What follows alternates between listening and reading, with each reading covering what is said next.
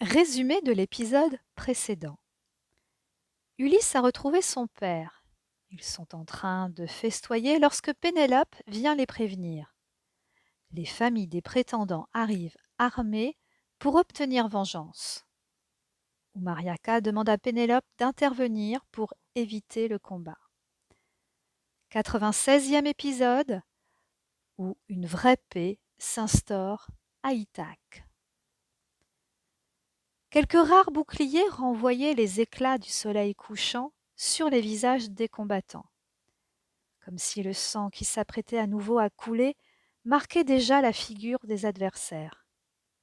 Ulysse observa ceux qui allaient lui livrer bataille. Il reconnut parmi eux quelques riches propriétaires d'Ithaque, d'autres venant des îles voisines. Tous l'avaient aidé à préparer son départ pour Troie, car il était leur roi avant cette guerre qui avait tout bouleversé, tout ravagé. Sa colère retomba d'un coup.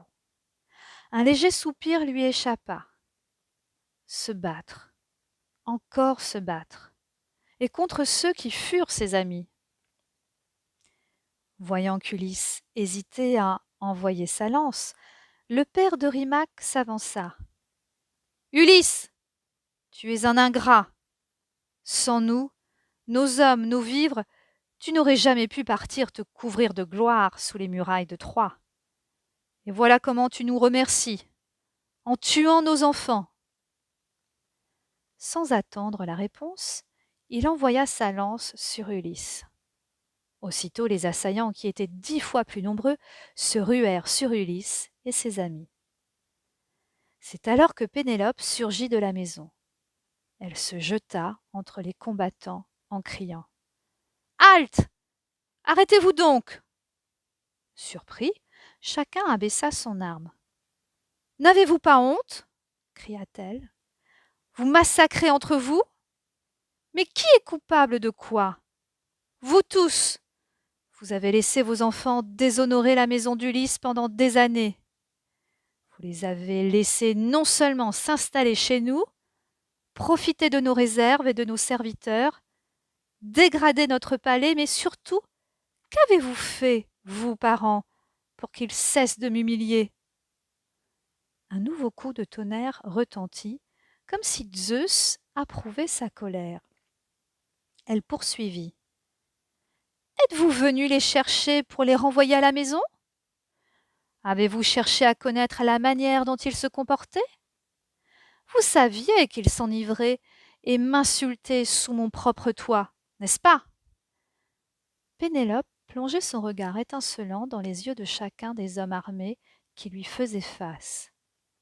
Un par un, ils baissèrent la tête, gênés. Ulysse était plein d'admiration pour le courage et la force de conviction de Pénélope.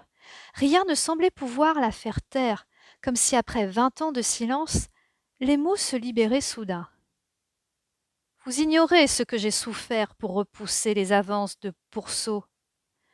Et vous êtes tous des lâches de m'avoir laissé devenir leur proie. Mais je ne vous en veux pas. Maintenant, je ne vous demande qu'une chose, la paix.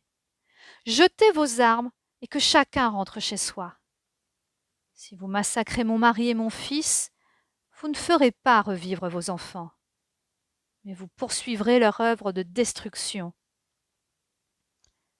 L'orage battait son plein. La pluie ruisselait sur les visages comme si les dieux offraient des larmes bienfaisantes pour laver la souffrance de chacun. À la lueur des éclairs qui zébraient le ciel, Ulysse eut l'impression de voir s'adoucir ces figures farouches. Ces hommes n'avaient pas le cœur mauvais. La douleur parfois se transforme en aveuglement, et eux aussi souffraient d'avoir perdu les êtres qui leur étaient les plus chers. Ulysse fit un pas en avant et jeta ses armes aux pieds de Pénélope. « Tes paroles sont de sagesse, mon aimé. Je regrette ce qui s'est passé. Je comprends votre douleur et votre colère, mes amis. Je me sens terriblement coupable. Il ne faut plus que le sang coule sur notre île. Plus jamais. » Alors, un premier homme s'avança. lâcha son arme au pied de Pénélope, puis, tournant le dos, il repartit sur le chemin. Un deuxième, puis un troisième firent de même. Lentement, chacun renonçait à se battre et rentrait pleurer son mort. Lorsque le dernier se fut éloigné, il faisait nuit noire. L'orage avait cessé. Les dieux semblaient apaisés. Pénélope tremblait. Sa robe blanche trempée lui collait au corps. Ulysse la prit par la taille et déposa un baiser sur son cou mouillé et lui dit : « Tu es la femme la plus extraordinaire du monde. » Pénélope sourit faiblement. « Cette fois, c'est fini, mon homme. Tu restes à mes côtés, en paix et en vie. » C'est le moment qu'Ulysse choisit pour lui dire la vérité. « Hélas, pas tout à fait, ma douce. Je suis obligé d'accomplir mon destin. Je dois repartir très vite pour clore mon voyage. Le devin Tirésias me l'a annoncé. Je dois marcher, une rame sur l'épaule, jusqu'à un pays qui ne connaît ni le sel, ni la mer, ni les bateaux. Alors je pourrai planter ma rame en terre, faire des offrandes à Poséidon, et sa colère contre moi s'éteindra. C'est à cette seule condition que je finirai ma vie dans une longue vieillesse. Je ne peux pas me dérober. » Pénélope vacilla, prise de vertige. Son homme allait-il encore lui être arraché ? Cric-crac, mon histoire est terminée.